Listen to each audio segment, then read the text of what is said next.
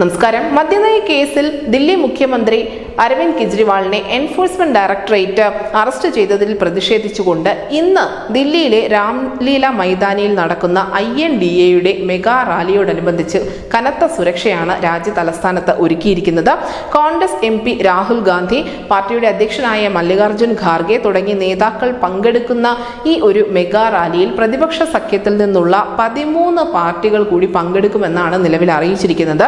ശരത് പവാർ, ഉദ്ധവ് താക്കറെയുടെ മകനായ ആദിത്യ താക്കറെ, സമാജ്വാദി പാർട്ടിയുടെ നേതാവ് അഖിലേഷ് യാദവ്, RJD നേതാവ് തേജസ്വി യാദവ്, തൃണമൂൽ കോൺഗ്രസിന്റെ MP ആയ ഡെറക് ഒബ്രിയൻ, CPM നേതാവ് സീതാറാം യെച്ചൂരി തുടങ്ങി എല്ലാ പ്രതിപക്ഷ നിരയിലുള്ള നേതാക്കളും ഈ റാലിയിൽ അണിനിരക്കുന്നുണ്ട്.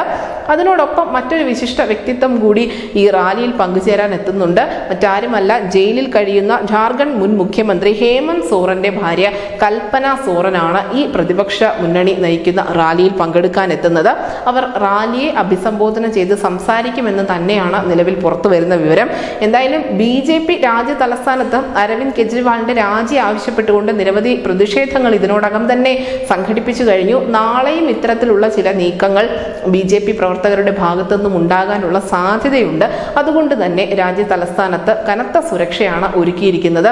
ഈ എല്ലാ പാർട്ടികളും ദേശീയ തലസ്ഥാനത്ത് ഒത്തുകൂടുമ്പോൾ അല്ലെങ്കിൽ ഇത്തരത്തിലുള്ള വലിയൊരു പ്രതിഷേധം സംഘടിപ്പിക്കുമ്പോൾ തീർച്ചയായും സുരക്ഷാ ഏജൻസികൾക്ക് പിടിപ്പത് പണിയുണ്ട്. അവർ ഇപ്പോൾ നിലവിൽ സുരക്ഷാ വിന്യാസം ഒരുക്കിക്കൊണ്ടിരിക്കുകയാണ്. ഒരു തരത്തിലുള്ള അനിഷ്ട സംഭവങ്ങളും നടക്കില്ല എന്ന് ഉറപ്പുവരുത്തുന്നതിന്റെ ഭാഗമായി തന്നെയാണ് സുരക്ഷാ ഏജൻസികളുടെ ഭാഗത്തു നിന്നും ശക്തമായ ഇടപെടൽ ഉണ്ടായിക്കൊണ്ടിരിക്കുന്നത്. News desk Malayalam.